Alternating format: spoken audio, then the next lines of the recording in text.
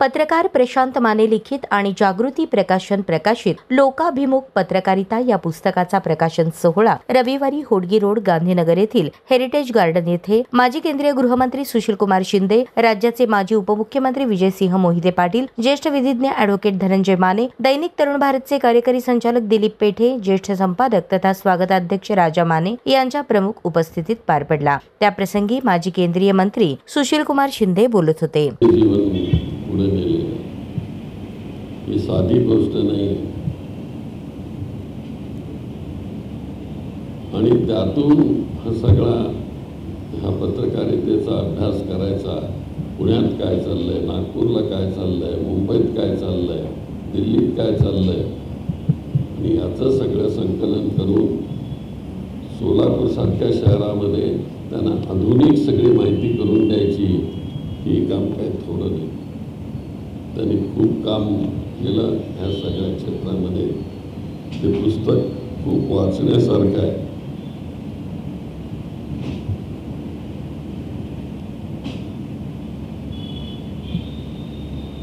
त्यांनी मला त्याचा उल्लेख आहे, त्यांनी एवढे वेळेस विमानतळाची भूमिका मांडून सुद्धा आमचं विमानतळ होऊ घेतलं नाही। ती मनातली खंत त्यांनी मांडलेली आहे, पण ती माझी खंत आहे, तुमचीच नाही।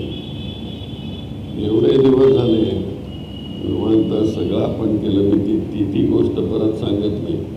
बोरामणीसारख्या ठिकाणी एवढं मोठं विमानतळ करण्याचं, पण हट्टी काही लोकांचा स्वभाव असतो, तर इथं झालं पाहिजे। अरे इथं झालं पाहिजे कसं?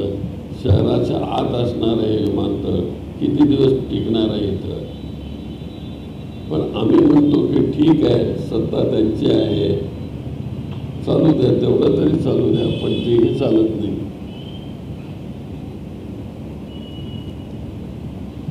पण आम्ही आडवं घालणार नाही, यातून तुम्ही मार्ग काढा। आणि ते सुशीलकुमार शिंदेने जरी ती जागा तिकडची घेतलेली असली तरी भविष्याकरता इंटरनॅशनल एअरपोर्ट तिथं करण्याकरता आमचं नाव बाजूला काढलं तरी, कचऱ्याच्या पेटीत टाकलं तरी चालेल, पण सोलापूरचं विकासासाठी बोरामणीचं विमानतळ होणं अतिशय महत्त्वाचं आहे, हे मी आपल्याला सांगू इच्छितो। त्याचं आम्हाला क्रेडिट मिळो न मिळो, तशा अनेक गोष्टी मी सोलापुरात केल्या, कधी क्रेडिट घेतलं नाही आम्ही। PSI हॉस्पिटल किती साली आम्ही केले कामगारांच्या करता, आणि ते मी आबासाहेब किल्लेदारांच्या करता म्हणून मी इथं आणलेलं होतं, पण त्याचं क्रेडिट घेत बसलेलं नाही। आणि म्हणून पत्रकारितेमध्ये सुद्धा देखील आपण अशा प्रकारची भूमिका कधी मांडली नाही।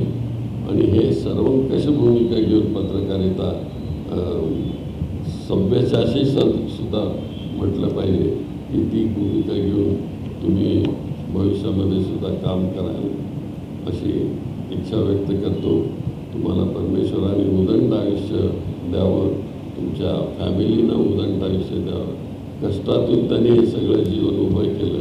मुलगा आता कामाला आहे, तो दुसराही मुलगा आहे ना, दोन्ही मुलं कामाला आहेत, तर त्यांचा वैभव असंच वाढत जावं आणि ह्या पत्रकारीला देखील सोनेरी रूप येऊ त्यांच्या स्वतःच्या पत्रकारीला, अशी मी प्रार्थना करतो आणि